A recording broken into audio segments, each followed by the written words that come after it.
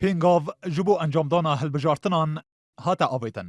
Hikûmeta Herêm li ser bûceyek taybet ji bo birêveberina hilbijartina Parlemana Kurdistan û Serokatiya Herêmê rizamendî nîşan da.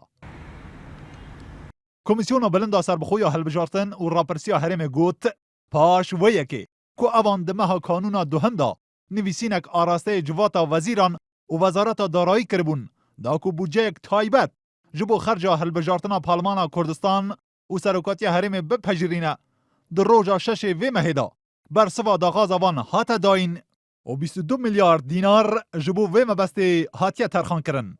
داوای پەسەندکردنی بودجەی کۆمیسیۆن بۆ ساڵی 2017 و پەسەندکردنی بودجەیەکی تایبەتی و خەمڵێرامان کردبوو بۆ تێچووی هەردوو هەڵبژارنی کوردستان و پەرلەمانی کوردستان و هەڵبژارنی سەرۆکی هەرێم. بەسپاسەوە لە بەرواری 6 2017 وەڵامان درایەوە لەلایەن سەرۆکایەتی ئەنجومەنی وەزیران کە هەردوو بودجەکە پەسەند کراوە و بڕی 22 میلیارد دینار تەرخان کراوە بۆ تێچووی هەردوو هەڵبژارنەکە. بۆیە لە کاتی ئێستادا ڕای دەگەڕین کە ئێمە وەکو کۆمیسیۆنی باڵای سەربەخۆی هەڵبژارن و ڕاپرسی هەرێم لە هەوڵی ئامادەکاری داین بۆ پلاندانان بۆم پرۆسەیە.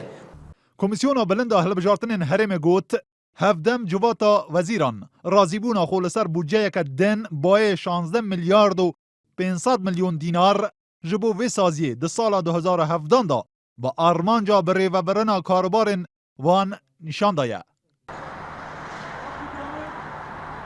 Ji bo encamdana hilbijartinan li Herêma Kurdistan û li gorî rûpela duhem ji madde yekim ya destûra Serokatiya Herêmê pêwîst e Serokê Herêmê beriya 6 rojan li davî hatina xola hilbijartina Parlemana Kurdistanê mersûmekê ji bo diyarkirina dema hilbijartina Parleman û Serokatiya Herêmê bipejirîne.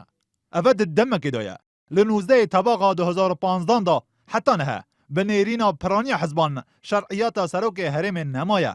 Ji bilî wê nêzî salek û nîv e Parlemana Kurdistanê jî ji kar ketiye û pêwîst e Komîsyona Hilbijartinan di bin çavdêriya Parlemanê da bixebite.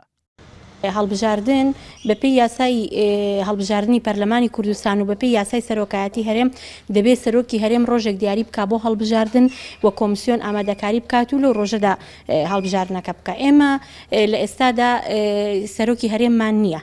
بەپێی یاسا لە 19 2015ەوە سەرۆکی هەرێممان نییە کێ بێت ئەم ڕۆژە دیاری بکات.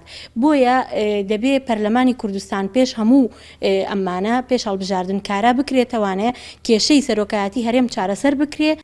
Roja şeşê mijdara îsal dema yasayî a Parlemana Kurdistanê davîtêt û li gor yasayê pêwîst e beriya vê demê hilbijartina Parlemana Kurdistan û Serokatiya Herêmê bête encamdan.